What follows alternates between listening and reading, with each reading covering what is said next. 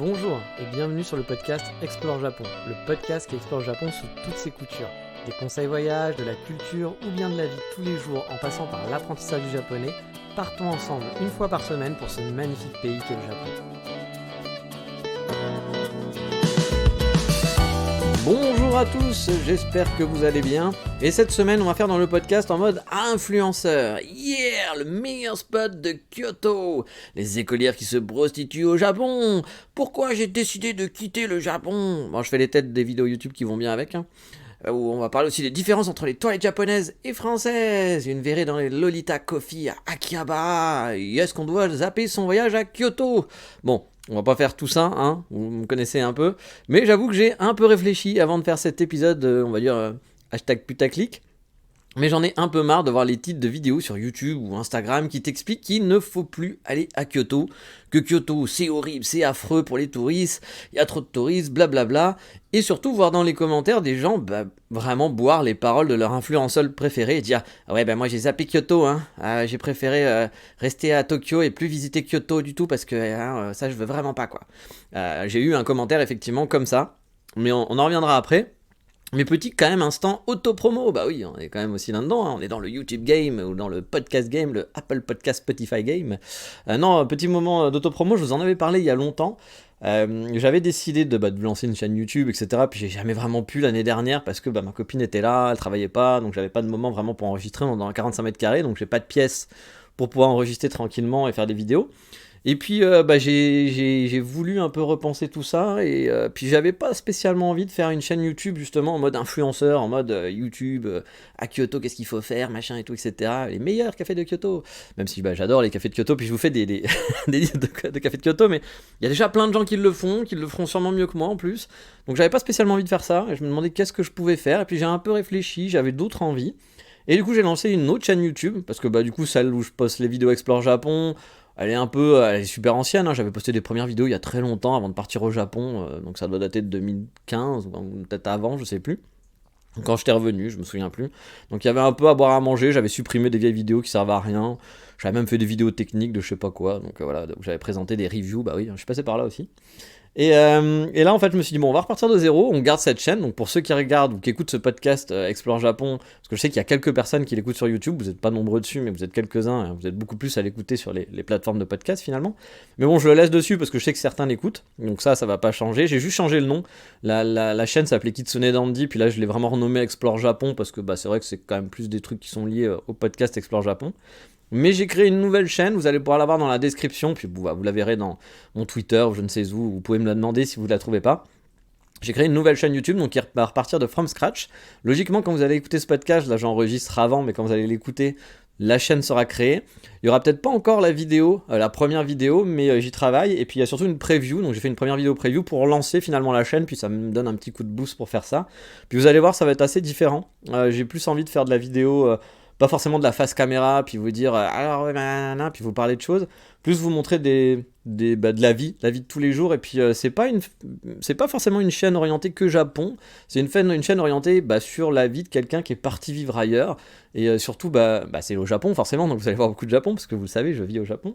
Mais voilà, j'ai pas envie de me contenter à faire du voyage, tourisme et faire des vidéos pour des touristes, c'est plus du lifestyle, même si bien sûr il y aura des choses à découvrir, parce que peut-être parfois je vous ferai découvrir des cafés, mais ça va pas être genre, allez je vous amène dans ce café, etc. J'ai envie de faire un truc un peu plus cinématique, un peu plus raconter une histoire, puis un peu plus 36-15 ma vie, parce que je sais que c'est ce qui vous plaît aussi, ce partage-là. J'ai moins envie de faire dans l'influenceur, de vous dire allez dans ce café, allez dans ce machin, mais plus vous raconter une histoire, puis en suivant mon histoire, vous allez peut-être avoir envie de découvrir certains coins, ou vous allez découvrir des choses un petit peu comme avec ce podcast finalement. Mais là un peu plus en vidéo, puis ça va être un peu plus raconté, un peu plus histoire. Là je vous raconte pas des histoires, je vous parle comme ça, comme si on était au bar PMU du coin, et puis en train de ma couille, t'as vu ce qui s'est passé hier, voilà, ce podcast c'est un peu comme ça. Là, ça sera peut-être un peu plus travaillé, un peu plus raconté. Bref, allez voir, il y a une petite preview qui dure 1 minute. Puis n'hésitez pas, comme d'hab, le fameux truc, mais là, vous savez que ça pourra m'aider beaucoup. Faire des likes, faire des commentaires, plus il y a de participation, vous abonner à la chaîne, comme d'habitude. Plus il y a de participation, plus il y aura la vidéo sera mise en avant, plus il y aura des gens qui pourront la découvrir. Puis n'hésitez pas à commenter aussi, parce que comme je vous l'ai toujours dit, moi le podcast, j'ai toujours été très frustré du format podcast pour ça. J'adore le format de podcast pour la facilité de pouvoir raconter des choses, mais je suis toujours très frustré de pouvoir finalement pas répondre, de pas avoir d'échange, de conversation. Alors ça m'évite aussi d'avoir tous les mauvais côtés haters, parce que ça, il y en a toujours, hein, dès qu'on poste quelque chose, il y a toujours des gens qui sont pas contents, puis qui, plutôt de rien dire et de passer à autre chose, vont venir vous le faire comprendre qu'ils sont pas contents. Donc ça, avec le podcast, j'avoue, j'évite ça assez souvent, voilà. Même, je pense que par rapport à tous les autres formats, ça c'est plutôt positif. Mais du coup, j'ai quand même plus de mal à discuter ou échanger avec vous, puis il y a souvent des très gentils messages qui arrivent sur Instagram. Il y a des gens qui commentent quand même aussi sur YouTube de temps en temps les vidéos Explore Japon. Encore une fois, il y a très peu de vues sur Explore Japon pour les vidéos de podcast, ce qui est normal parce que c'est juste un podcast audio, il y a rien d'autre. Il y a même pas, il y a pas de photos, il y a rien, il y a juste voilà, le logo Explore Japon, je suppose. Et donc voilà, il y a pas une activité de fou. Mais en tout cas, voilà, sur cette chaîne-là, j'espère que ça va être un peu plus sympa. Puis c'est un autre format, je vais essayer, on verra si ça marche. J'ai des idées de vidéos déjà. Et puis la première, qui s'appelle Un autre chemin. Vous allez voir. Donc il y a juste une preview pour l'instant. Il n'y a même pas de voix off, mais c'est juste. Ça va vous mettre dans l'ambiance de ce que sera la vidéo. Sachant que là, il n'y a pas de voix off, mais dans la vidéo suivante, il y aura une voix off, etc. Et il se peut aussi, peut-être pas pour les premières, mais qu'après, parfois, vous voyez ma gueule aussi, que je parle en face caméra. Ça, c'est une possibilité, mais ça sera pas du face caméra comme avant, ou comme les vidéos que j'avais fait précédemment, où je suis assis dans mon salon, et puis je vais vous présenter des choses. Là, j'ai vraiment envie que ça soit beaucoup plus vivant, beaucoup plus la vie de tous les jours. Voilà, et vous présenter la vie de tous les jours. Et ça pourrait vraiment être des sujets divers, mais bref, on en reparlera. Donc allez sur la chaîne, ça sera le nom Dandy Kitsune, parce que l'ancienne s'appelait Kitsune Dandy, donc j'ai pas pu récupérer le nom. Peut-être que d'ici 15 jours, je pourrais la mettre dans le bon sens. Mais voilà, il faut juste chercher Dandy Kitsune, mais de toute façon, il y aura les liens. Voilà, il y aura les liens dans la description de cet épisode, donc cliquez sur la description de l'épisode, et puis vous pourrez aller voir la nouvelle chaîne YouTube, et aller voir la vidéo, ça me fera vraiment plaisir. Déjà, si vous pouvez l'aider, hein, ça vous coûte pas grand-chose, puis si vous aimez bien le podcast, allez voir, peut-être que ça vous plaira aussi de voir ce format vidéo. Et puis ça permet de faire connaître à d'autres. Et puis encore une fois, ça va être un espace où on pourra discuter. Et du coup, moi je trouve ça y échanger. Et je trouve ça plutôt sympa. Mais bref, on va revenir à justement, à l'influence, parce que là j'essaye de vous influencer pour venir sur YouTube, et puis là je vais vous influencer pour venir à Kyoto, parce qu'il y a beaucoup d'influenceurs qui font le contraire, et comme je vous le disais, il y en a pas mal qui en ce moment, c'est la grosse mode d'aller cracher sur Kyoto et dire « Ah c'est affreux, c'est horrible ». Et comme je vous le dis, moi ce qui m'énerve encore plus, à la limite, c'est pas forcément que ces gens-là fassent ça, parce qu'ils ont pas tort dans un sens, hein, il y a du monde, hein, on va en revenir, hein, on va pas faire l'inverse, on va pas faire comme eux à l'inverse, quoi. Mais moi ce qui m'agace un petit peu, c'est les commentaires des gens derrière qui réfléchissent pas beaucoup, puis qui boivent les paroles des gens sans en fait essayer de, justement, comme je vous le dis, faut toujours aller voir d'autres personnes, aller voir d'autres vidéos, d'autres podcasts, écouter d'autres choses, parce que moi je vais vous dire un truc, mais je vais peut-être dire une bêtise, ou ça va peut-être être un ressenti très personnel, puis finalement le ressenti de la majorité sera pas la même. Donc il faut vraiment croiser les sources et pas se boire juste un gars parce qu'il est sympa ou parce qu'il vous fait des super vidéos, qu'il vous fait des super trucs, puis puis c'est simple à comprendre, donc voilà. Faut aller chercher un peu plus loin toujours pour se faire un avis et pas juste se baser sur l'avis d'une personne et dire il a raison, voilà. Parce que souvent ça peut être le cas, mais pas toujours. Et par exemple, comme je l'ai dit, j'ai vu un commentaire de quelqu'un dans une des vidéos comme ça d'un influenceur qui disait, et ça m'a vraiment agacé, parce qu'il disait ah ouais moi j'ai zappé Kyoto du coup, hein. J'ai pris une semaine supplémentaire à Tokyo pour visiter des coins où il n'y avait pas de touristes, je suis sorti des sentiers des sentiers battus, et j'ai vraiment bien fait, hein.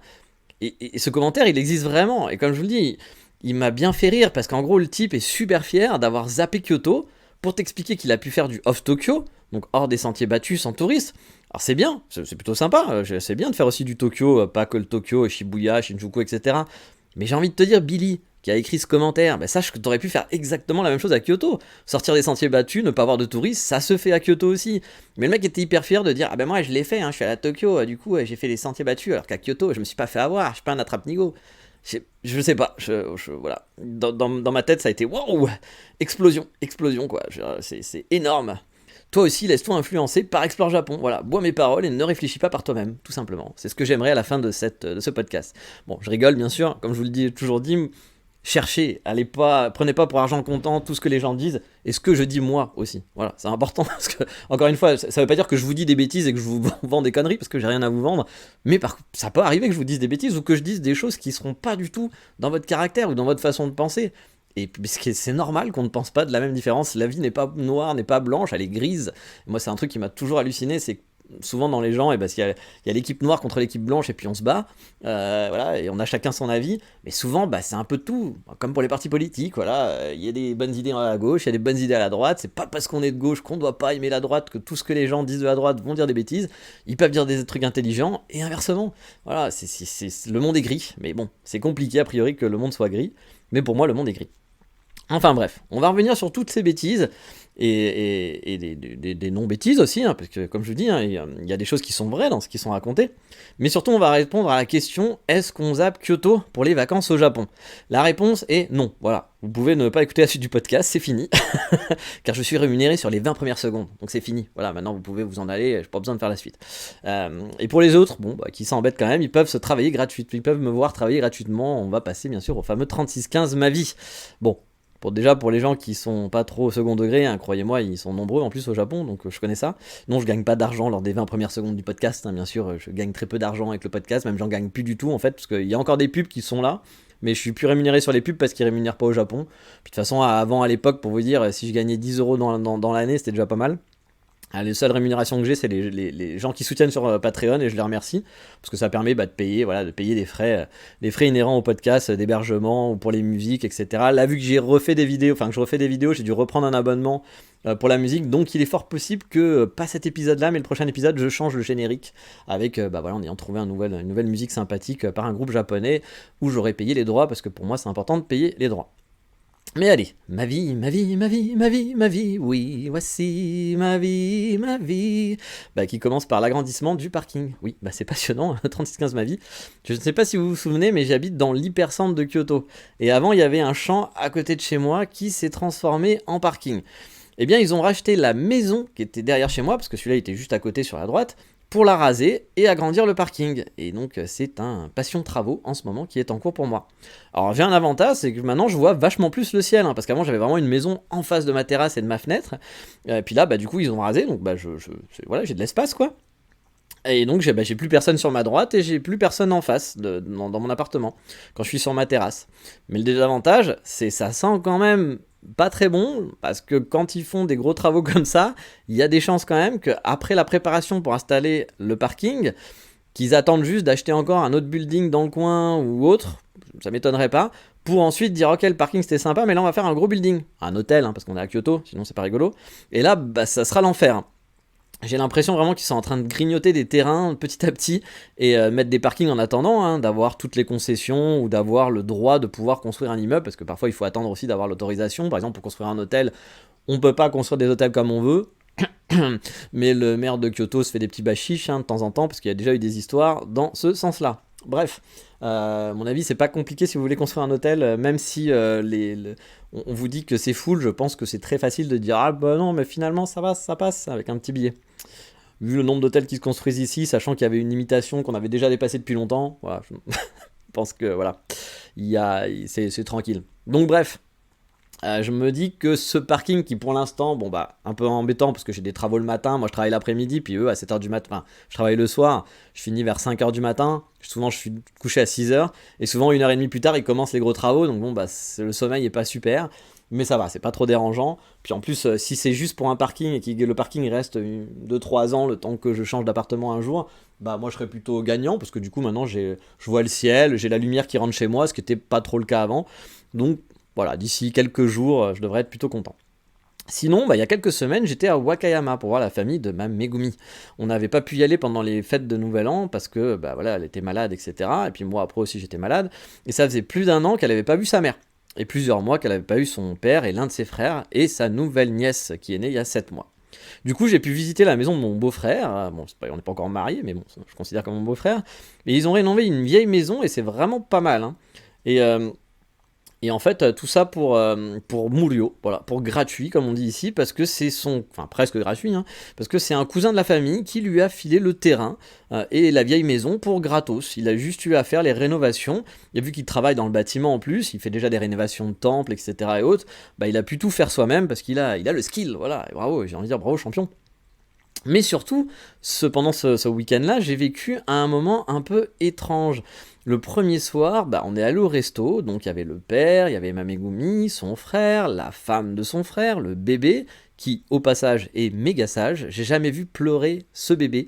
Je sais pas, j'ai dû passer des heures et des heures avec elle, hein, quand même. Au final, on a dû passer en cumulé, j'ai déjà dû passer au moins 6, 7, 8 heures avec ce bébé. Je ne l'ai jamais vu crier ou pleurer. C'était assez hallucinant. Et donc en plus de toute cette famille-là, il y avait aussi la tante de ma Megumi, que je vous en avais déjà parlé il y a 1 an, pendant le premier Nouvel An que j'avais fait, qui avait demandé alors c'est pour quand le mariage, puis qui comprenait pas trop que genre on était ensemble, qu'elle venait habiter à Kyoto, puis que genre on était toujours pas mariés quoi. mais par contre très sympathique, hein. Toute sa famille est très sympathique, et donc un des fils, donc un des cousins du coup, de Mamegumi. Et tiens, anecdote aussi, on dit souvent, oui, les Japonais ils font pas d'enfants, il y a la natalité en berne, etc. Et c'est vrai que la natalité est en berne, hein. Les chiffres sont là, donc je vais pas vous dire c'est faux, c'est un mensonge des reptiliens. Bah non, c'est vrai, la natalité est en berne, oui, bien sûr. Mais je pense que c'est un phénomène qui est vraiment lié à Tokyo. Parce que à Kyoto, je vois souvent des mamans avec deux, trois gosses. Et là, dans la famille de ma copine, sa tante a donc trois enfants. L'une des enfants, donc une des cousines finalement de ma Megumi, a quatre enfants. Un autre, il en a deux. Et le troisième, celui qui était là, était célibataire. Donc bah, voilà, il n'a pas pu faire d'enfant vu qu'il est célibataire. Bon, après, ça veut rien dire, mais voilà, en tout cas, il n'en avait pas.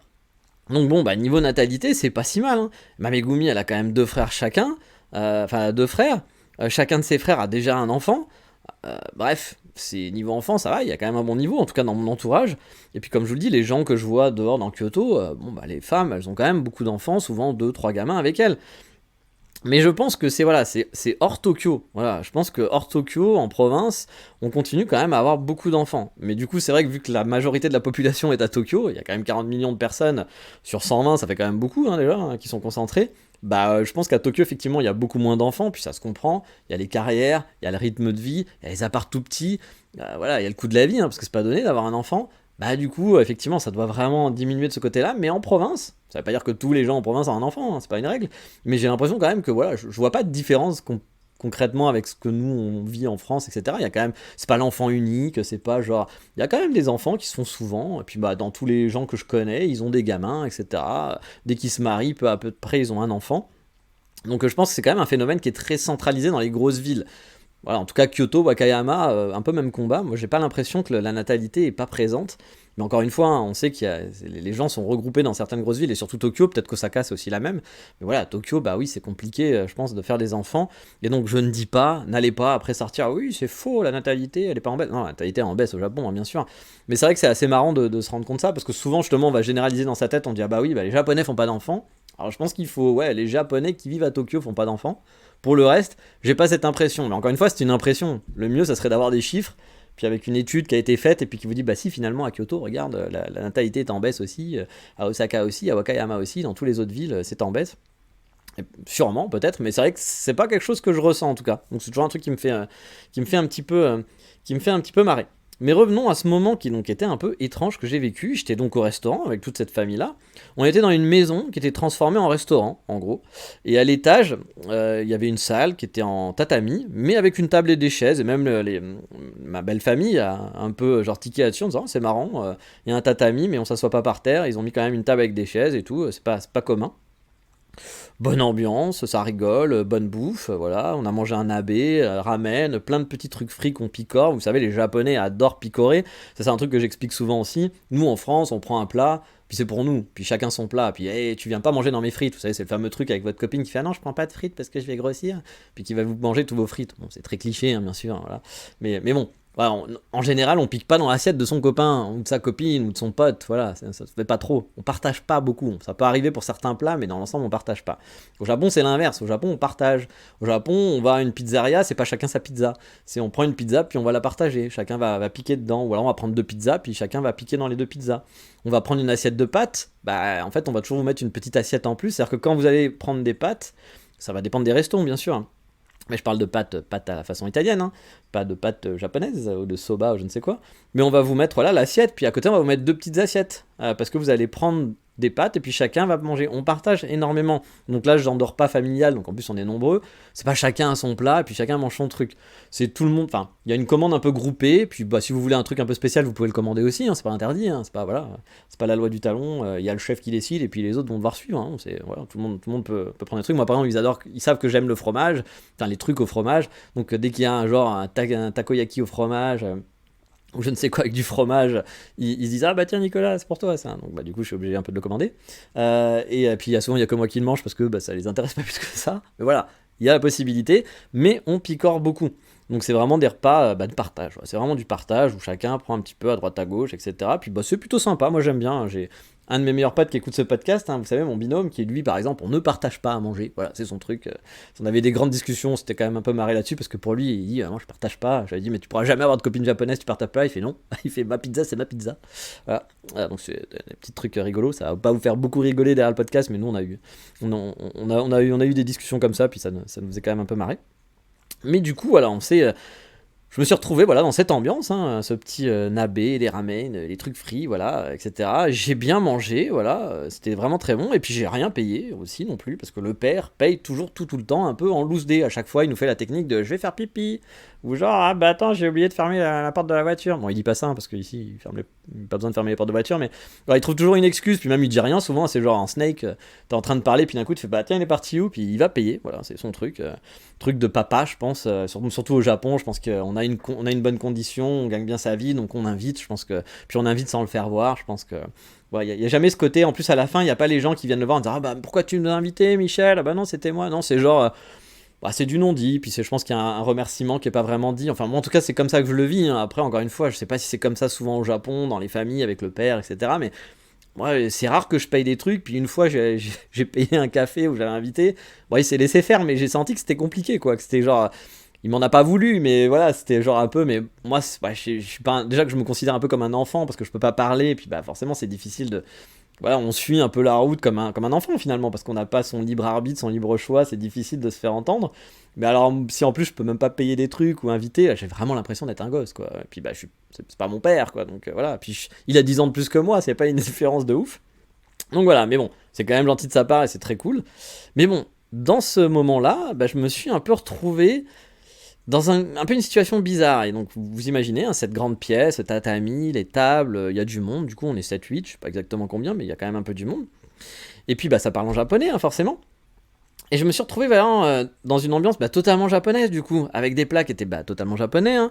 Il y avait le son du passage à niveau au fond, parce on n'était pas très loin des trains, et donc j'entendais le fameux son qui pour moi est un son vraiment caractéristique du Japon, que j'adore. Enfin, ces sonorités de train, c'est vraiment un truc que je kiffe. C'est une petite Madeleine de Proust, même parfois, quand je me balade tout seul, et puis un peu de nostalgie, puis tu dis, ah, je suis là. Parfois, tu l'oublies que t'es au Japon, puis t'as une vie un peu différente, puis t'entends ces petits bruits, puis c'est, ah ouais, je sais pas, t'es cool. Donc voilà, il y avait le petit son de passage à niveau. Il y avait donc les discussions en japonais où je comprenais rien du tout, hein. Et vraiment, je me suis sorti, je me suis un peu demandé qu'est-ce que je foutais là. Voilà, c'était genre vraiment à un moment donné, c'est un peu comme si j'avais fait une pause sur cette ambiance, puis que j'étais sorti de mon corps et que je regardais un peu de l'extérieur et que je suis en train de dire mais qu'est-ce que je fais ici? Qu'est-ce que je fous là, quoi? Alors attention, hein. Je me suis pas dit ah mais j'ai rien à foutre ici, pourquoi je suis avec cette fille, etc. Mais mon Dieu, c'est ta faute. Non, c'est pas ça du tout, hein. C'était plus un sentiment de mais comment en fait dans ma vie. Comment ma vie m'a amené à être dans une situation totalement un peu lost in translation, même si je suis pas lost in translation, voilà, etc. Faut pas déconner, on se débrouille. Mais c'est vrai que c'est un peu étrange, c'est très difficile à expliquer. Moi j'étais un gamin qu'on disait parce que j'étais un gamin très calme, enfin j'étais très chiant avec mes parents, mais avec la vie de tous les jours avec tout le monde j'étais très calme, puis j'étais du genre à pas vouloir sortir. Moi je sortais pas avec les potes dehors en discothèque, etc. Moi j'aimais jouer au Lego, regarder des animés, jouer aux jeux vidéo, j'avais des potes, etc. Mais j'étais social, mais j'étais pas genre pumped up à faire des conneries, etc. Moi j'aimais bien qu'on me laisse tranquille, avoir ma vie pépouze, quoi. En gros j'étais pas du tout un aventurier, on va dire, hein, mais alors vraiment pas.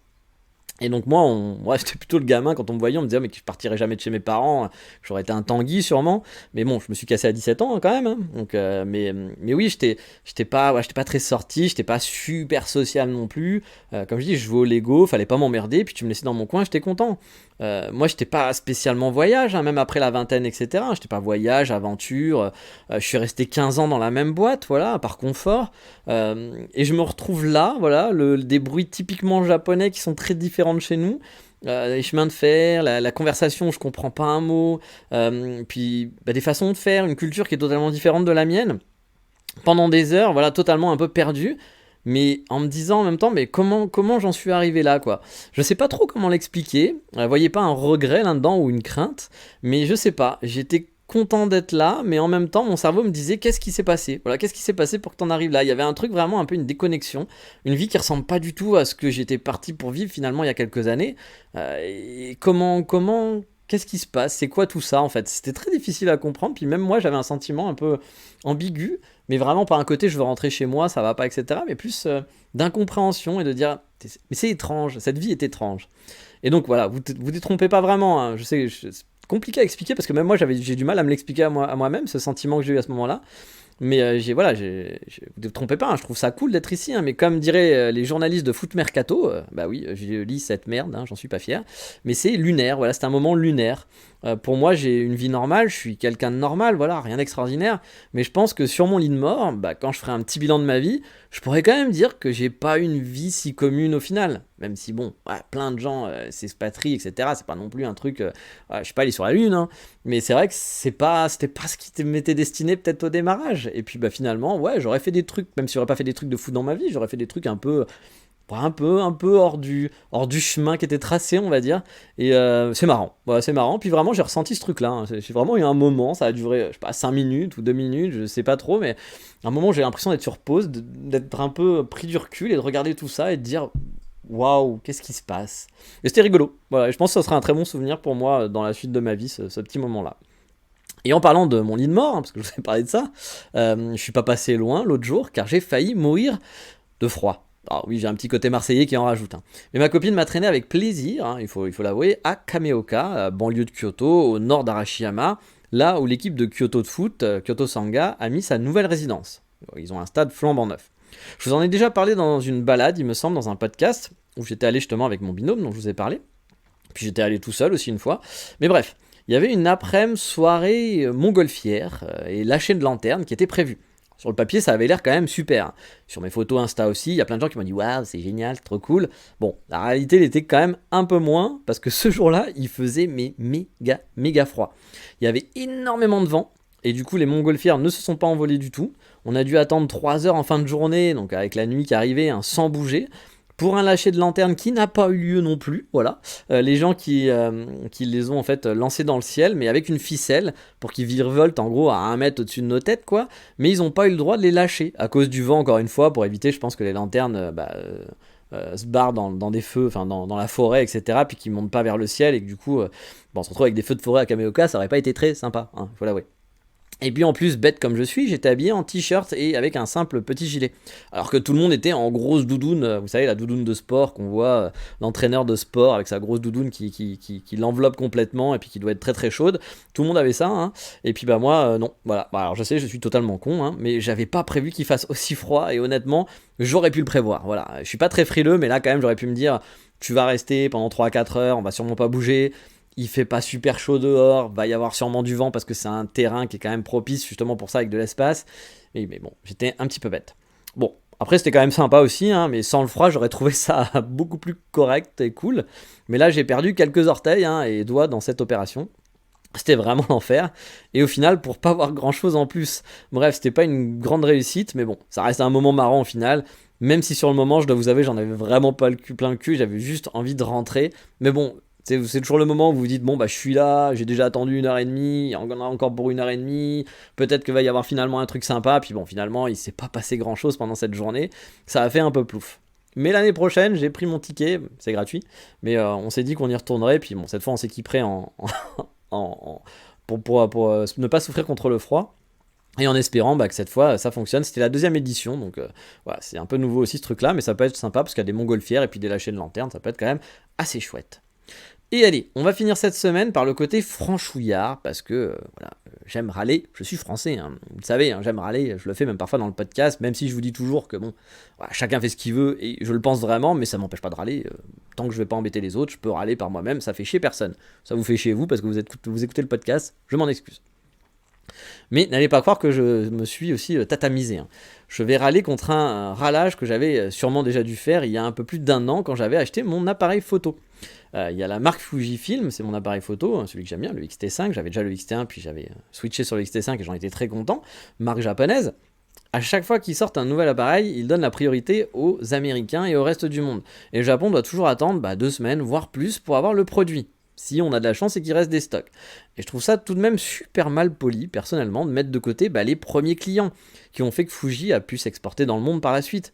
Je sais pas, je pensais qu'il y avait peut-être une raison recevable derrière tout ça, mais qu'on ne parle pas d'économie de marché. Oui, je me doute qu'ils vendent plus en Chine, qu'ils vendent plus aux Américains, Mais pour autant, est-ce que tu as besoin d'aller cracher, parce que c'est un peu ça, cracher à la gueule de tes consommateurs d'origine sans leur donner une exclue. Tu pourrais, voilà, on n'est pas obligé de leur donner l'exclusivité puis qu'ils aient tout exclu, mais on pourrait au moins le sortir le même jour que les autres et pas un mois plus tard. Là, par exemple, j'attends le Fuji X100V6. X100V6, ça ne veut rien dire. X106 ou X100VI, si vous préférez, vu que c'est les chiffres romains. Donc, je me tâtais pour l'acheter, je sais pas trop encore, etc. Et il faut savoir que partout dans le monde, il y a des ruptures de stock, mais partout dans le monde, ça fait un mois qu'il est sorti. Et au Japon, il n'est toujours pas disponible. Il sera disponible fin mars, alors que je crois qu'il a été disponible fin février. Et quand je dis fin mars, je sais pas si on les aura fin mars. C'est les précommandes peut-être qui commencent fin mars. Donc ouais, je trouve pas ça top, moi personnellement, ce genre de truc. Tu privilégies pas les gens de ton pays parce que c'est pas ton marché principal, et c'est le cas. Fujifilm ici n'est pas très gros. Ici on achète Sony, Canon et tout ce que vous voulez. Mais de là, pas du tout. Les mettre vraiment de côté, puis c'est vraiment de côté, c'est pas genre 3 jours après, quoi, c'est un mois après, sachant que c'est déjà en rupture de stock, donc je pense qu'ils auront quand même un petit peu de stock pour le marché japonais, mais que ça va être très limité. Ouais, je suis pas fan, j'aime pas trop ces façons de faire là, quoi, personnellement, mais bon, que voulez-vous, c'est la vie, je ne vais pas changer le monde. Mais là, voilà, tout ça pour vous dire que du coup, on peut pas pour l'instant le précommander, donc je sais pas encore si moi je vais le faire, parce que je trouve pas ça très respectueux, mais en même temps j'en ai très envie, donc comme on pourrait me dire, si t'es pas content t'achètes pas. Ils ont raison, les gens ont totalement raison. Je pense que je vais acheter parce que j'aimerais bien quand même cet appareil photo, même si mon budget ne le permet pas trop, mais bon voilà, je vais voir, je vais y réfléchir. Mais du coup ça me laisse plus de temps pour réfléchir aussi, c'est-à-dire que c'est le côté avantageux. Mais bon, voilà, je trouve pas ça classe ces façons de faire, même si c'est pas pour moi, parce que moi je suis pas japonais, c'est pas par rapport à moi, mais je pense que par rapport aux premiers clients, genre si demain on me disait oui on le vend qu'aux japonais qui sont nés au Japon, puis les étrangers qui vivent au Japon ils ont pas le droit de l'acheter, ils devront attendre un mois. Bien sûr je trouverais pas ça cool non plus, mais je trouverais ça plus logique. Encore une fois, tu respectes tes premiers clients sans qui t'aurais jamais existé. Puis là finalement, ça y est on est passé à autre chose, puis on s'en fout quoi. J'aime pas trop, voilà. Mais bref, voilà, on s'en fout en final, il y a plus grave dans la vie, vous avez bien raison, mais j'aime bien m'insurger contre des conneries, c'est mon lifestyle, je vous laisse l'Ukraine, l'Israël, la Palestine, la Russie, moi je m'occupe de Fujifilm, voilà, pour mes ralages. Et pour terminer, parce que le 3615 Mavic dure quand même un peu là, dans un truc qui n'a rien à voir, je vous le rappelle, mais depuis 2 mois, j'essaye de mettre un article par semaine sur le site d'Export Japon. Donc si vous êtes curieux, il y a des articles sur les coffee shops, sur ma vie de freelance, sur des maisons d'architectes, etc., etc. Pour l'instant, j'arrive à tenir le rythme d'un post par semaine, donc n'hésitez pas à jeter un œil si vous êtes curieux. Alors, il n'y a pas trop pour l'instant d'articles sur comment venir au Japon, la carte Passmo, etc. J'en ferai peut-être de temps en temps, mais bon, il y en a plein qui le font déjà, donc je pense que vous n'avez plus besoin de moi pour ça. Mais je fais sur des sujets qui m'intéressent. Puis qu'est-ce qui m'intéresse? L'architecture, les coffee shops, et puis le 3615 ma vie. Oui, ouais, je me kiffe, vous le savez. Et puis je leur fais pas la promo sur les réseaux sociaux, donc n'attendez pas de voir un post sur Instagram ou Twitter. C'est juste je poste sur mon blog, donc allez suivre mon blog. Et tout simplement vous aurez une fois par semaine, souvent le lundi, il y a un nouvel article, mais bon c'est pas automatique. Mais allez, on va repartir sur le premier sujet, le sujet principal, le focus de cette émission, parce que là ça a duré longtemps, ce 3615 ma vie, mais j'en avais pas fait la semaine dernière, donc forcément j'avais plus de trucs à vous raconter. Car vous l'avez vu, oui, je pense que vous aussi, vous avez vu une foule d'influenceurs aller taper sur le sujet de « Waouh, je suis allé à Kyoto, il y avait trop de monde, c'est horrible, c'est affreux, faut pas y aller, c'est le surtourisme. » Ce qui est marrant au final, je ne sais pas si vous avez remarqué, mais il suffit qu'un influenceur en parle et que ça marche un sujet pour qu'ensuite vous ayez une chier de vidéos sur le même sujet qui vous racontera exactement la même chose. Même parfois pour des gens qui sont même pas venus, mais qui vont juste répéter bêtement parce que ça fait du clic. La plupart du temps, les gens en plus sont venus 2 jours et on dit « Voilà, là, c'est horrible, c'est affreux », sans aucun élément de comparaison derrière. C'est-à-dire qu'on peut dire c'est horrible et c'est affreux, et je peux le comprendre qu'ils aient vécu ça. Moi, quand j'étais venu en 2018, il y avait moins de tourisme, et j'avais pas aimé, j'avais fait le Kiyomizu-dera, et je vous l'ai dit dans le podcast, j'avais pas aimé Kyoto pour ça, il y avait trop de monde, etc. Et je vous avais aussi dit que la ville, elle était jolie, qu'il y avait plein d'endroits qui avaient l'air sympas, mais que juste les coins touristiques, moi, j'avais pas kiffé, puis du coup, ça m'avait mis un goût amer de Kyoto en vacances. Mais là, souvent, on vous dit juste « Ah, mais c'est de la merde, faut pas venir, c'est affreux. » Bref, du grand journaliste d'investigation comme on aime, voilà. Mais déjà, on va être clair, dès le début. Oui, il y a beaucoup de touristes. Beaucoup, beaucoup trop même, dans certains quartiers. Ça peut être l'enfer, surtout si vous aimez pas les lieux avec du tourisme de masse. Genre le Mont-Saint-Michel, la Tour Eiffel, etc. À Kyoto, c'est pareil, ou Venise, c'est pareil, il y a du monde. Dans les quartiers touristiques, c'est blindé. Donc ils ont pas tort, ces gens, qui vous disent attention, à Kyoto, c'est affreux, il y a trop de touristes. On le disait déjà il y a quelques années, et effectivement, c'est de pire en pire. Ils ont pas tort là-dessus. Oui, il y a beaucoup de touristes, mais ils sont concentrés. Et contrairement à Tokyo, ça fait moins dilué, car même si la ville est un musée à ciel ouvert, à Kyoto, ça reste une ville qui est petite et qu'une ville. Alors que Tokyo, c'est 250 villes qui sont dans une ville. Du coup, le monde, et la populace, les tourismes, ils sont plus dilués. Je trouve qu'il y a du monde partout, mais ça fait moins spot à touristes. Bon, à part peut-être Asakusa et peut-être quelques autres spots comme ça, bien sûr, le Shibuya Crossing et compagnie. Mais effectivement, dans Tokyo, on n'a pas cette sensation de il y a trop de monde. Dans certains quartiers, mais on peut vite les oublier, puis dès qu'on switch, et même dans les gros quartiers, on peut rapidement ne plus avoir de touristes parce que c'est souvent concentré à un endroit précis. Du coup, vous ressentez beaucoup plus ce sentiment de waouh, c'est que des touristes à Kyoto que dans une ville qui sera comme Tokyo, où finalement le flux de touristes, il est noyé en plus avec la population qui est beaucoup plus grande. Et donc oui, à Kyoto, il y a du monde et il y a trop de monde. Je suis pas content non plus de ça. Il y a plein de mauvais côtés à ça, j'y reviendrai un petit peu plus tard, puis on en a déjà parlé quelques fois. Donc oui, il y a vraiment trop de touristes, il y a trop d'hôtels, il y a trop de choses comme ça. Oui, il y a le mot trop, il est là, et c'est vrai, c'est vrai.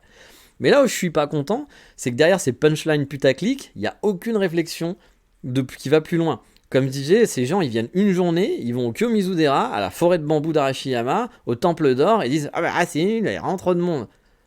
Bah ouais, mais je pourrais faire la même un peu partout dans le monde. Si à Tokyo, tu me drops à Asakusa, devant Teamlab et à la Skytree, je te dirais putain, il y a des touristes partout, Tokyo, c'est de la merde. Effectivement, il y a trop de monde aussi dans ces endroits-là. Donc, mais il faut encore, voilà, il faut pas s'arrêter à des punchlines, quoi. Et autre petit truc, je vous en avais souvent parlé, mais Kyoto, quand tu arrives à Kyoto, la Kyoto Station, là aussi, tu as l'impression d'être à Touristland. Moi, c'est un truc que j'aime pas, la Kyoto Station, et j'évite de prendre cette gare-là, parce que quand je reviens de Kyoto, par exemple, ou de Tokyo, bon bah là, t'as pas trop le choix parce que t'as pris Shinkansen, et que j'arrive à Kyoto, je me fais toujours cette réflexion de waouh, il y a des touristes partout, puis c'est prenant, quoi. Mais encore une fois, à Tokyo, t'as pas de gare principale. T'en as une, mais pas vraiment. Tu peux partir de la grosse gare de Shibuya, de Shinjuku, de la Tokyo Station. Tu peux partir de Shinagawa. Bref, il y a plein d'endroits où tu vas partir, où tu vas peut-être te concentrer à quelques endroits un peu plus de touristes que d'autres. Mais du coup, ils sont aussi dilués. Alors qu'à Kyoto, tous les touristes, à part ceux qui viennent d'Osaka puis qui prennent la Keihan, mais bon, souvent ils ont les JR Pass donc ils font pas ça, ou qui prennent la Hankyu et c'est rare. La plupart, quand ils débarquent à Kyoto, ils débarquent à la Kyoto Station. Voilà. Et je pense que 90% des touristes arrivent à la Kyoto Station. Mais voilà, comme je vous l'ai dit, ça m'énerve de voir ce genre de vidéos qui sont putaclic d'influenceurs en quelque sorte. Et j'en ai encore eu une d'une Alf, je sais pas, je la connaissais pas. C'est la première fois que je voyais cette fille sur Instagram et compagnie, parce qu'il y en a qu'on va revenir souvent, hein, les Tev, les Kev Adams, bon, je sais pas comment ils s'appellent, mais voilà, j'avoue que je les regarde pas trop, mais donc on va les appeler les Kev Adams, qui vont vous faire des super vidéos géniales, etc. Des trucs très sympas. Et elle, donc là, c'était une Alf que j'avais jamais vue et qui tenait le même discours, donc en plus qui vit au Japon, hein, mais qui avait aucune nuance, mais vraiment aucune nuance. Et qui était là vraiment en disant Kyoto, il y a trop de monde, puis les bus, les gens, les locaux, ils en peuvent plus. Et c'est vrai qu'il y a beaucoup de gens dans les bus, ils vont même faire des bus spéciaux pour les touristes à bientôt, ce qui est une très bonne idée, qui vont être des bus qui vont être un peu plus chers, mais qui vont vous permettre de vous balader, avoir des passes dans d'autres endroits, etc. Et puis qui vont aller directement dans les endroits touristiques. Donc je pense que c'est des choses qu'il faut faire effectivement parce que les transports c'est pas comme à Tokyo aussi ici, c'est très bus à Kyoto et puis c'est vrai que pour les locaux c'est quand même emmerdant de voir tous les touristes avec leurs grosses valises et puis il y a trop de monde pour l'activité finalement. Donc oui c'est vrai, tout ça elle avait raison bien sûr, mais encore une fois il n'y a pas de c'est blanc ou noir, voilà, il n'y a pas de gris. C'est-à-dire que là, elle était dans le côté blanc, ou le côté noir, j'en sais rien, et à vous dire, c'est de la merde, il y a trop de monde, blablabla, ça c'est nul, ça c'est nul, ça c'est nul. Mais oui, mais il n'y a pas que ça. Faut un peu tempérer. Comme je vous le dis, elle a raison, mais il n'y a pas que ça. Et du coup, ce qui m'avait vraiment agacé, c'est de voir derrière les gens dire qu'ils vont annuler leur passage ici. Et j'en vois de plus en plus qui disent moi j'ai annulé mon passage sur Kyoto. Et je trouve ça un peu stupide. Alors bien sûr, vous avez totalement le droit de zapper Kyoto, hein, bien sûr. Vous avez totalement le droit de pas aimer cette ville. Moi c'était mon cas quand je vous l'ai dit en tant que touriste. Mais pourtant j'étais revenu ici parce qu'il y avait quand même des choses qui me plaisaient. La première fois il y avait plein de trucs que j'avais pas aimé, mais bon, je m'étais dit il y a quand même des bons côtés. Mais vous savez... ne basez pas votre planning sur un influenceur lambda, même si vous le trouvez trop cool, il est génial, j'adore ses vidéos, ne faites pas votre planning sur un seul gars, juste car il vous a dit une banalité sur quelque chose. Surtout si à la base, vous vouliez venir ici, parce qu'il y a des gens qui voulaient vraiment venir à Kyoto, puis qui disent j'y vais plus parce que Louis-san il a dit que Kyoto il y avait trop de monde. Mais mec, Louis-san il vit 3 mois au Japon, il vit pas à Kyoto. Basez-vous sur les gens qui vivent à Kyoto. Puis même, il y a même des gens qui vivent à Kyoto qui vont vous dire il y a trop de monde, c'est l'horreur, pour telle et telle raison. Puis si c'est telle ou telle raison vous parle, puis que vous voyez pas d'alternative, venez pas. Bien sûr, vous avez raison, il y a plein de trucs à faire. Mais on peut totalement kiffer ses vacances à Kyoto, même s'il y a beaucoup de monde. Déjà, peut-être que la foule et la horde de touristes, ça vous dérange finalement pas plus que ça. Il y a des gens pour qui c'est pas si dérangeant que ça d'avoir beaucoup de monde et puis qui arrivent à kiffer puis qui sont contents de faire les power spots, même s'ils sont très blindés. Bah, il y a des gens que ça dérange pas, donc bah, ne vous freinez pas vu que habituellement ça vous dérange pas. Aussi, il y a plein d'astuces pour faire certains power spots sans être envahi de touristes. En vrac, vous pouvez vous lever tôt le matin et aller à Arashiyama, il y aura personne. Quand je dis tôt le matin, c'est très tôt le matin. Mais le soleil se lève tôt au Japon. Moi, j'ai déjà fait Arashiyama sous la neige avec personne entre 6h et 8h du matin. Et j'étais tout seul à Arashiyama, il n'y avait personne. C'était magnifique. La nuit à Kyoto aussi, il n'y a pas grand monde. Vous pouvez vous faire des balades sans quasi personne dans les quartiers qui sont normalement blindés la journée. Et la nuit, bah, vous serez 4-5 dans les rues, quoi. Certes, vous ne pourrez pas visiter la plupart des temples, mais vous aurez une ambiance spéciale, moi que j'adore perso, Kyoto la nuit, c'est vraiment chouette. Vous prenez Fushimi Inari, voilà. Fushimi Inari qui est très connu, les torii rouges, etc. C'est la queue leu sous les torii. Ben là aussi, il y a des moyens d'éviter la foule. En vrac, bah déjà la nuit c'est ouvert, du coup il n'y a personne. Alors il faut prendre une petite lampe torche, hein, mais vous pourrez vous balader et il y aura personne, et c'est ouvert toute la nuit, et puis c'est une autre ambiance. Ou alors vous vous arrêtez parce que tout le monde s'arrête après le premier palier, parce que bah, c'est compliqué, on a marché déjà 30 minutes, puis on regarde la carte, on a l'impression qu'il faut marcher encore super longtemps. Alors qu'après le premier palier, tout le monde rebrousse chemin. Puis tout le monde a fait son selfie, donc voilà, la plupart des gens ils viennent juste pour faire des selfies, pour dire regardez, j'étais là. C'est bête de dire ça, mais c'est vrai, il y a beaucoup de gens qui font ça comme ça, hein, qui vont à un endroit juste pour dire j'y suis allé, mais finalement qui profitent pas spécialement du lieu. C'est juste pour montrer sur Instagram, etc. Bon, bah, c'est dommage.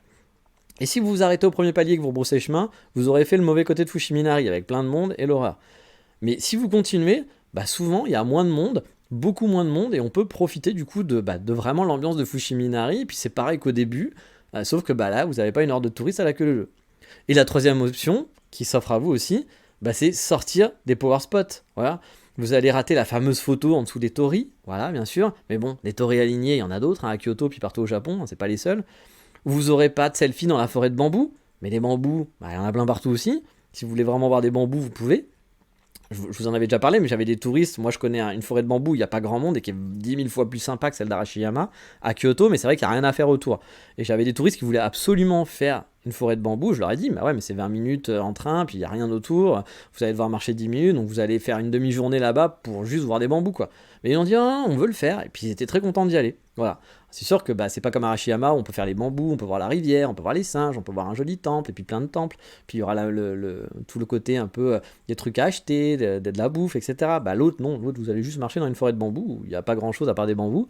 Mais voilà, c'était leur kiff, bah, ils étaient contents, ils ont fait leur kiff, et puis je pense qu'ils ont passé un bon moment. Et puis des temples, il y en a 2000 à Kyoto. Je vous l'ai déjà dit, il y a des coins où je vais qui sont magnifiques. Moi, je trouve perso que c'est les plus beaux coins de Kyoto. Qui sont bah, plus cool que le temple d'or ou le Kyumezudera. Et dans ces endroits-là, il n'y a personne, strictement personne. Et voilà, si vous êtes un minimum malin et débrouillard, vous allez en trouver des spots cool pour profiter loin des touristes. Donc se priver d'un passage à Kyoto juste parce que Tev ou Klouisan ou que Japan Mania ou que la princesse du désert des Sakura vous a dit oh là là, Kyoto, il y a trop de monde, bah c'est un peu dommage, je trouve. Voilà, faut aller un peu chercher plus loin. Vous avez dû voir certaines de mes stories Instagram, de mes photos, et vous me connaissez à force, la foule, les touristes par milliers, c'est pas du tout mon kiff, c'est pas mon truc. Et pourtant, est-ce que je fuis Kyoto? Est-ce que je vous dis c'est l'enfer, où je vis, que je vis un enfer sur Terre, que je suis toujours en train de râler, et que je fais mon français, vous savez qu'il y a, enfin mon français, mon gaijin, il y a deux types de gaijin, il y a le gaijin qui kiffe sa vie au Japon, puis il y a le gaijin qui est pas content. Voilà. Il est pas content parce que les femmes au travail, il est pas content parce que le gouvernement, il est pas content parce que pas de vegan, il est pas content parce qu'il y a des touristes, il est pas content parce qu'on lui dit Nihongo Gajozu. Voilà. Il est toujours pas content, il arrive toujours à trouver des trucs pas contents. Il a le droit, mais bon, dans ces cas-là, je comprends pas trop pourquoi il reste. Il devrait plutôt trouver un autre pays où il sera plus heureux. C'est un peu dommage pour lui, mais bon, bref, il fait ce qu'il veut. Moi, je fais partie des gens qui sont plutôt contents de vivre ici. Il y a plein de mauvais côtés, hein. Bon, bien sûr, on se met pas des œillères, mais c'est comme partout, hein. Tout peut pas être parfait. Et puis, j'ai pas envie de changer la société japonaise pour qu'elle me ressemble à moi et qu'elle s'adapte à moi. C'est à moi de m'adapter de la société japonaise et pas l'inverse, tout simplement. Mais bref, voilà, vous le savez, moi, la foule, c'est pas mon truc. Les touristes, moi non plus. Vous savez, je vous dis souvent, hein, honteusement, j'aime pas qu'on me prenne pour un touriste. C'est pour ça que je me balade pas avec un sac à dos. J'aime bien être un peu genre le gaijin et puis qu'on me prenne pas pour juste un mec qui est là de passage. C'est très con, je vous l'ai déjà dit, hein, c'est très con. Mais bon, c'est un truc que je vis comme ça. Donc, bah, si vraiment, c'est important pour moi. Donc, du coup, si c'était vraiment si l'enfer que ça à Kyoto, je pourrais pas rester à Kyoto. Ça serait l'enfer pour moi. Je serais en train de vous dire sans arrêt, putain, Kyoto, c'est horrible, il faut que je parte, il faut que je vive et tout, etc. Il faut que je vive ailleurs. Mais c'est pas le cas. C'est pas le cas, je vous dis pas ça. Parce que même, voilà, s'il y a de la foule, il y a des touristes par milliers, bah, on peut vivre vivre bien, et je vous présente même dans le podcast plein de balades qui sont cool et où je suis pas entouré par la foule. Et moi je vis ici, contrairement aux autres qui viennent un jour faire une vidéo et t'expliquer qu'ils connaissent super bien. Je vous dis, moi j'ai des potes qui font des podcasts, qui sont influenceurs, qui font machin, puis qui vont dire la meilleure terrasse de Kyoto, le meilleur café de Kyoto. Et mec, ok, il connaît Kyoto, hein, il passe et tout de temps en temps, mais il vit pas ici. Puis il vient en tant que guide touriste, qu'influenceur touriste, il vit pas la vie de tous les jours. Puis moi c'est pareil, quand je vous parle de Tokyo, bah, je vous donne mon avis de Tokyo, mais je suis pas tokyoïte, et je vous le dis. Donc bah, j'ai pas la vie de tous les jours, moi je me tape pas les transports en commun qui sont blindés, j'ai pas à aller au travail et tout ça, etc. Donc bah j'ai pas le même regard que quelqu'un qui vit tous les jours, puis qui va avoir des mauvais côtés que moi j'ai pas. Et puis encore une fois, il a le droit d'avoir son opinion, il a le droit de dire des choses, les personnes ont le droit de dire des choses, mais c'est juste qu'il faut être mesuré, et puis surtout pas boire les paroles. À la limite que si lui il est pas mesuré, ou elle est pas mesurée, très bien, mais ne buvez pas les paroles et prenez pas pour argent comptant, réfléchissez un peu en fait. Puis moi je vous dis, c'est vraiment c'est pas vraiment ces gens-là qui m'agacent, c'est plus ces gens qui commandent derrière et qui disent ah mais moi je suis pas allé sur Kyoto, puis qui sont hyper fiers de ça. Mais qu'est-ce qu'il y a de fier là-dedans, voilà. Après moi j'ai rien à vous vendre, hein. Je veux dire, si demain en tant que touriste vous venez pas, bah ça m'arrange. Moi il y a de touristes, je travaille pas, je vis pas du tourisme. Donc moi moins il y a de tourisme, plus je suis content, hein. Plus ma vie elle est agréable, et que il y a des endroits où je vais pas, bah, qu'est-ce qu'il y a, oui, il y a des endroits où je vais pas parce que je les trouve pas agréables, parce que c'est que touristique, et que s'ils étaient pas là ou pendant le Covid, bah t'avais plus de chances de te balader et de profiter. Par exemple, le, le pavillon d'or, je ne l'avais jamais fait à Kyoto, et je l'ai fait au début du Covid parce qu'il y avait personne, et puis effectivement c'était très agréable de faire le pavillon d'or, alors qu'avant ça m'aurait pas tenté. Kiyomizu-dera c'est pareil, je l'ai fait, le touriste commençait à revenir mais c'était léger, puis bah du coup j'ai profité, alors que sinon je l'aurais jamais fait, parce que bah, quand je me baladais dans la rue du Kiyomizu-dera, j'avais clairement pas envie d'aller au Kiyomizu-dera. C'est un coin qui m'a jamais plu à cause bah, du tourisme de masse. Donc oui, ça existe, mais il n'y a pas que ça. Voilà, il n'y a vraiment pas que ça. Il faut pas oublier que les influenceurs, ils sont là pour faire de l'argent. Donc ils vous vendent des trucs sur lesquels vous allez cliquer, et ça vous fait plaisir. Les Louis San, les Tev, ils sont très gentils, ils sont très malins, mais ils racontent un nombre de merdes incalculable, hein, dans leurs vidéos. C'est vrai, hein, parler avec n'importe qui est pas influenceur, qui est pas guide, qui est pas je sais pas quoi, qui se fait pas de l'argent avec vous, voilà, avec les gens qui viennent de France, ils vous diront la même chose. Ils vont diront, quand on regarde une vidéo de Louis San, machin et tout, ça veut pas dire qu'ils disent que de la merde, hein. Il y a des trucs qui sont sympas, il y a des trucs qui sont marrants et tout, mais il y a beaucoup de choses, c'est n'importe quoi, c'est vraiment n'importe quoi. Puis je crois, après je connais pas Louis San, je regarde pas ses vidéos, mais de ce que j'ai compris, le mec il vit 3 mois au Japon. Pour un mec qui vit 3 mois au Japon, qui t'explique c'est quoi la vie japonaise dans les moindres détails, puis tu sais, avec un aplomb assez genre c'est comme ça, mec, voilà quoi. Puis encore une fois, l'aplomb, il faut pas avoir d'aplomb. Comme je vous le dis, moi j'ai mon avis, j'ai mon truc, mais c'est pas ce que je vis, c'est pas peut-être ce que Louis San va vivre, c'est parce que Roberto, qui habite là depuis 45 ans, bah, il vit. On vit tous des choses différentes, donc il faut toujours modérer les paroles, et pas boire. Encore une fois, j'ai pas de problème contre les influenceurs, et puis c'est bien, ça donne du contenu facile à consommer, ils font du contenu pour vous, ils le disent, hein. C'est des entrepreneurs. Tev, par exemple, il le dit lui-même, hein. Pareil, je regarde pas ses vidéos, j'ai vu 2-3 fois de ses vidéos, mais je l'ai déjà entendu parler de ça, qu'il a essayé de faire des vidéos plus de fond sur des sujets qui lui l'intéressent et qui trouvent passionnants, mais ça marche pas, les gens le regardent pas. Ce qui marche, bah, c'est de raconter des conneries, de faire dans le putaclic. C'est un métier pour eux, ils font ça pour gagner de l'argent. Ils partagent pas par passion du Japon, ils font pas ça pour vous aider, c'est pour faire de l'argent. Ils gagnent de l'argent avec, ils font vivre d'autres personnes avec, ils ont un business.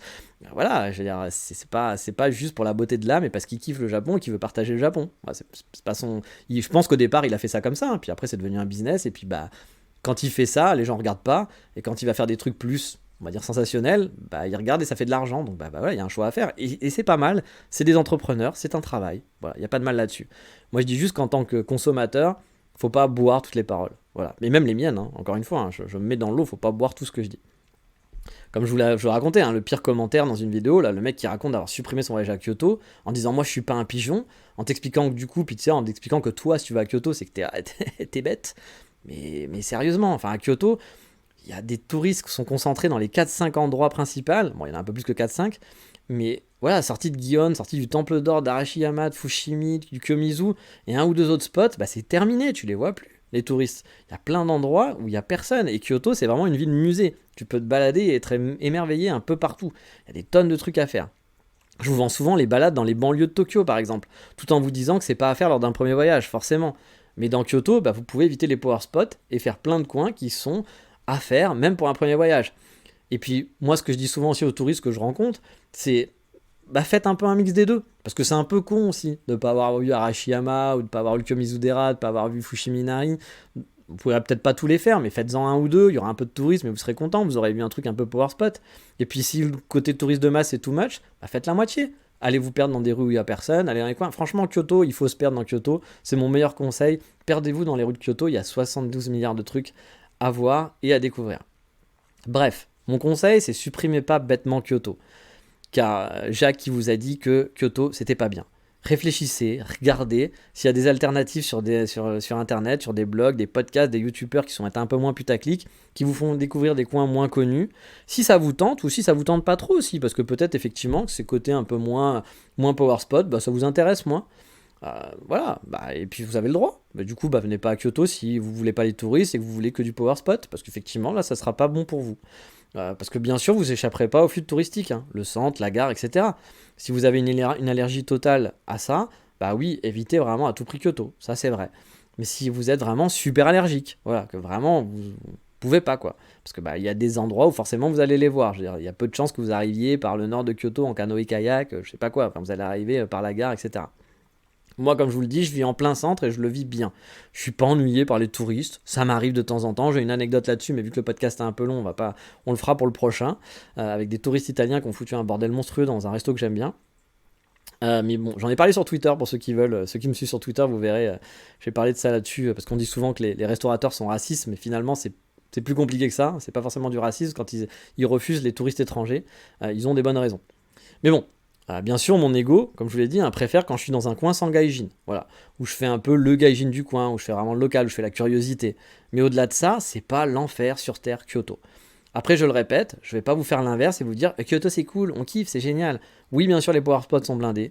C'est pas agréable de voir que des touristes font la queue leu, d'entendre parler anglais et chinois uniquement autour de vous, de voir des comportements qu'on va voir moins dans des coins moins touristiques de la part de touristes, de voir des magasins de plus en plus en mode attrape touriste, d'avoir des bus qui sont blindés de touristes et qui font chier les locaux. Oui, les locaux gueulent de plus en plus à cause de ça, à cause du comportement de certains. Et ces quelques-uns, ils sont pas nombreux, mais bon, bah, il suffit qu'il y ait dans une foule de 100, il suffit qu'il y ait 20 mecs relous, et bah, ça se voit, ils font souvent plus de bruit, comme sur les réseaux sociaux, c'est souvent ceux qui hurlent et qui sont chiants qu'on entend, et puis bah, ceux qui sont sympas, ils sont souvent plus nombreux, mais on les entend pas, donc bah, on voit que les relous. Effectivement, il y a des touristes qui courent après les geishas, qui rentrent dans les maisons, dans les propriétés privées faire des photos, qui font leur live Twitch en parlant fort dans un magasin, bah ça il y en a et c'est chiant, ouais c'est chiant. Mais Kyoto, c'est pas que ça. Il n'y a pas que ça. C'est un patrimoine, c'est une ville extraordinaire qui est remplie de trésors vraiment à tous les coins de rue. Encore une fois, je comprends tout à fait que quelqu'un me dise moi je vais pas à Kyoto pour mon voyage au Japon. Voilà, il y a des centaines de lieux qui sont magnifiques à visiter au Japon. Le choix peut être tout à fait recevable de dire bah Kyoto je le zappe parce qu'il y a d'autres endroits, puis il y en a plein. Vraiment, vous passerez un super voyage en n'allant pas à Kyoto, même en ne faisant pas Kyoto et Tokyo. Vous pouvez vous faire tout le Kyushu et puis vous vivrez sans être allé à Tokyo et Kyoto. C'est un peu dommage de pas découvrir ces deux grosses villes, mais vous vivrez un très beau voyage et vous en aurez plein les yeux. Il y a vraiment des centaines de lieux magnifiques, vraiment. Donc le choix peut être tout à fait recevable. Mais ne zappez pas si la ville à la base vous fait envie. Ça serait vraiment dommage de le zapper juste parce que il y a des pélos qui sont du business là-dessus en mode vidéo de 20 secondes.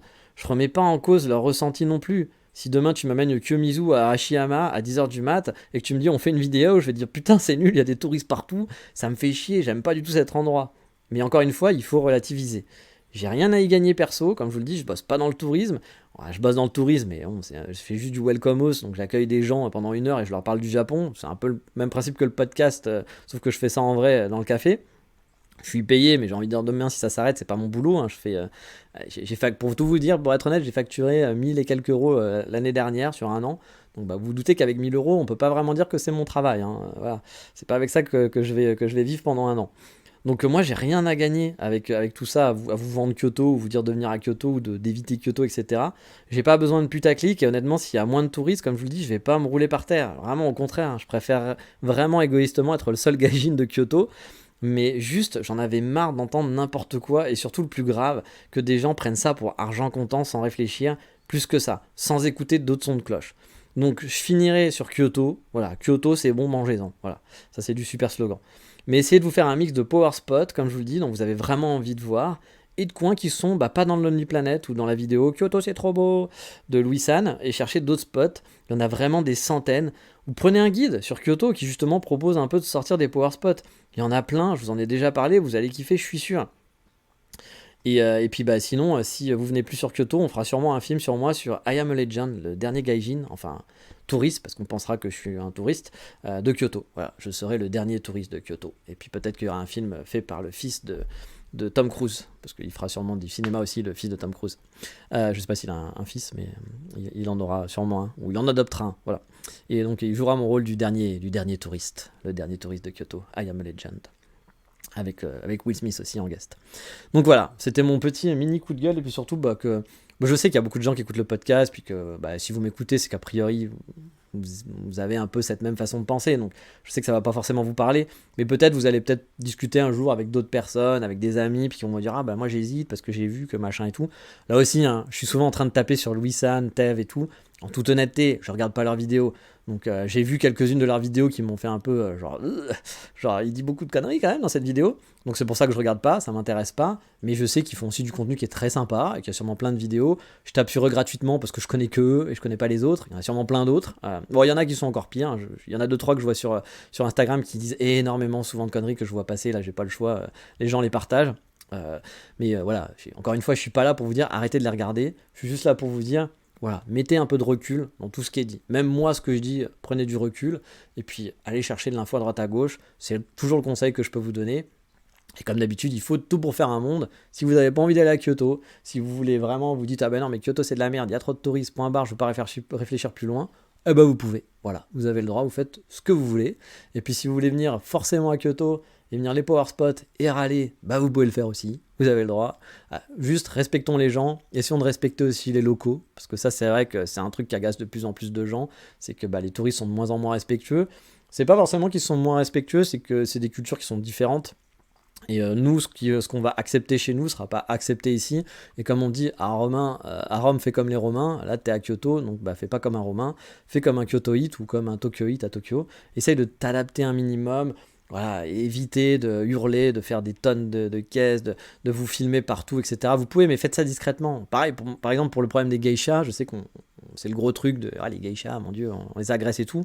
Moi, je suis pas contre le fait de prendre des photos de geishas, mais il faut faire ça discrètement. Faut pas leur courir après, faut pas les gêner, faut pas qu'elles se sentent agressées par des photos. Faut être discret, qu'elles te voient pas en train de prendre la photo.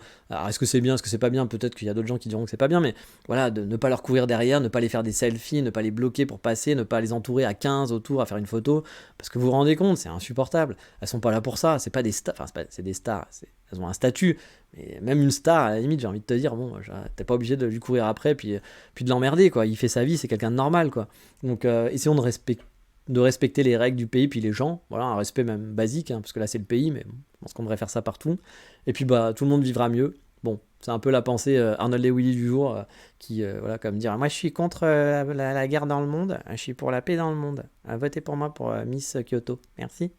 Voilà, c'est un peu les pensées bébêtes.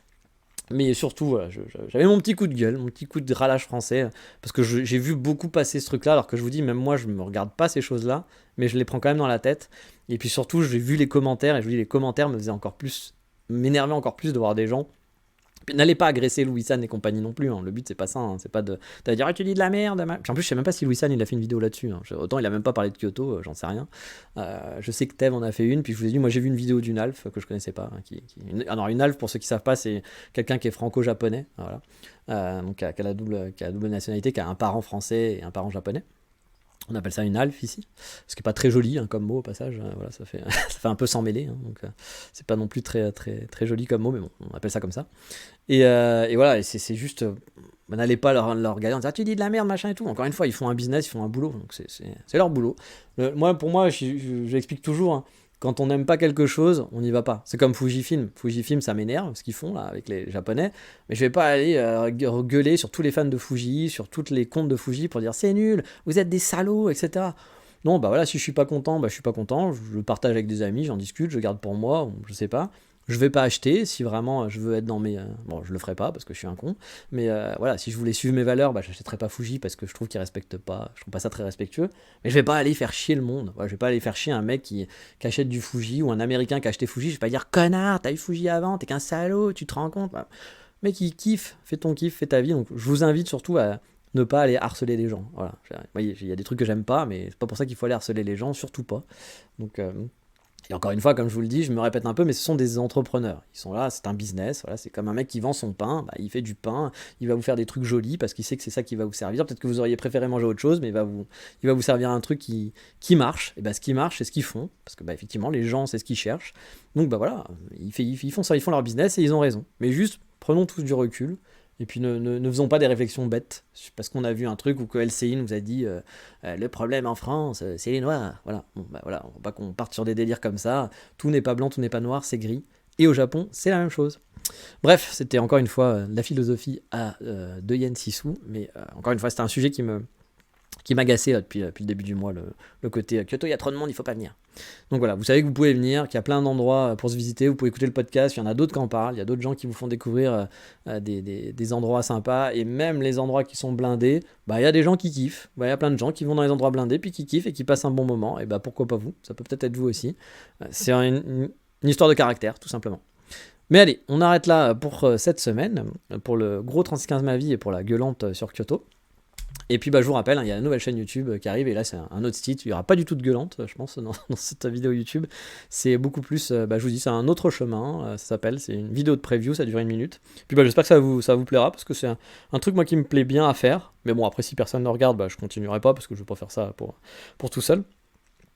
Mais voilà, ça me fait. Je me suis bien amusé à faire cette première preview, et puis je pense que j'ai quelques idées pour les futures vidéos, et je pense que je vais m'améliorer parce que je débute en vidéo, donc il y aura sûrement des choses encore en technique et puis même autres, mais je pense que ça vous donnera envie. J'ai déjà montré à quelques personnes combien kiffer, donc j'espère que ça vous plaira. Sur ce, bah, qu'est-ce qu'on se dit? Ça fait 1 heure, c'est bien, c'est pile poil, on s'arrête là. On dit ciao, bye bye, matane.